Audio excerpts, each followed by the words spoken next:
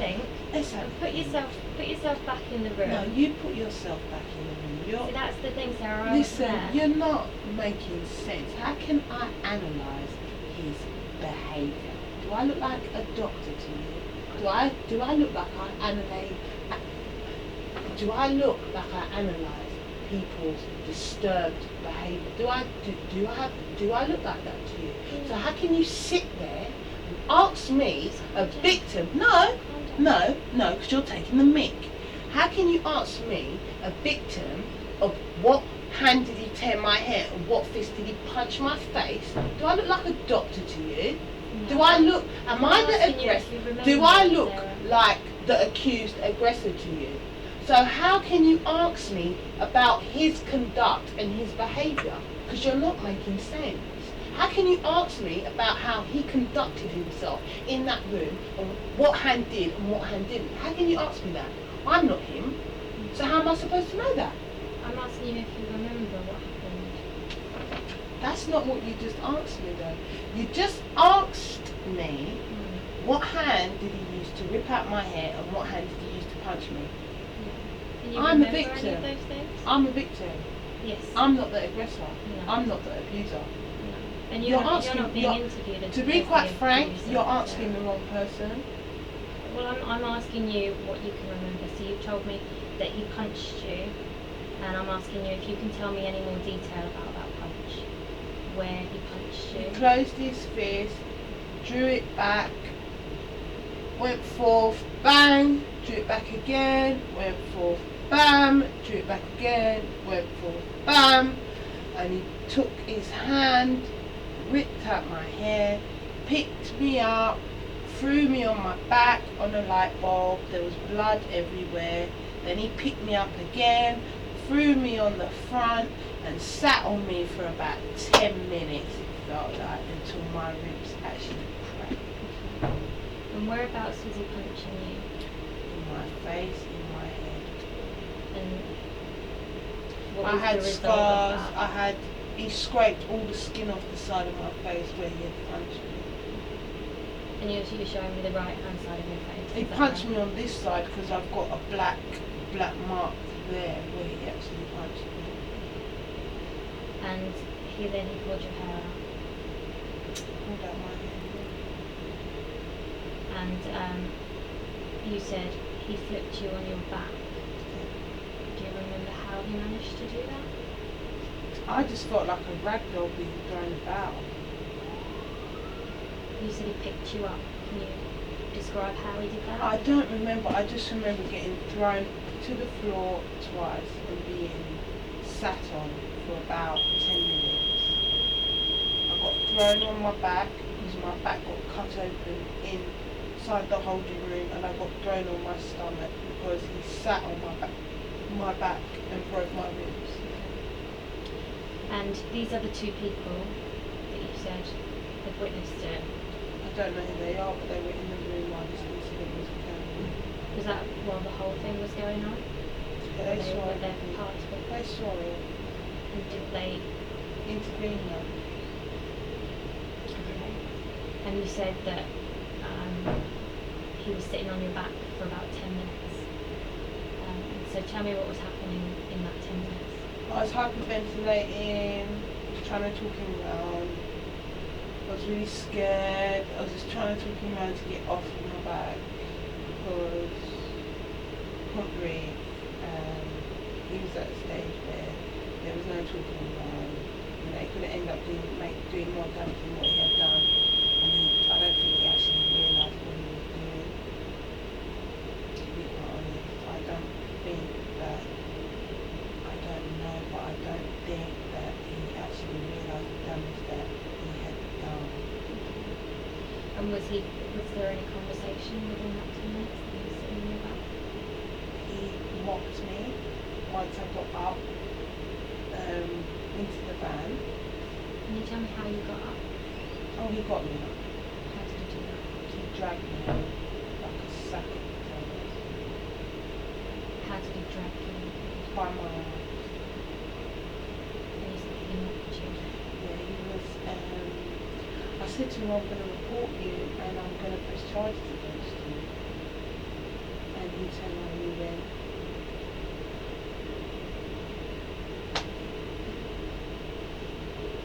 Can you say that? Can you tell me what he said a bit louder? I know that's how he's probably said it. After the incident, I said to him, I'm going to press charges against you. And he turned around and he said to me, you're mad. He didn't say it, he done it by like his mouth, like he mimed it, you're mad. And he done that. And then what happened after that? I felt like there's no hope for this situation. It's gonna get ahead. And you said that this was when you were on your way to the van? When I was in the van. When you were in the van. So who else was in the van? Just me on my own. Which part of the van were you in? I was sitting on the seat at the back of the van, And whereabouts was the officer? standing at the door. And you said that there was nobody else in the van. What about the driver of the van when I went there? I don't know, there was a I don't know. There was I don't know the name of his colleague that he was with that day, but he was talking to me quite a lot. This was the driver of the van? I don't know. And what was he talking to you about? They were just, everything about them just didn't smell right. They were just wrong. What do you mean by that?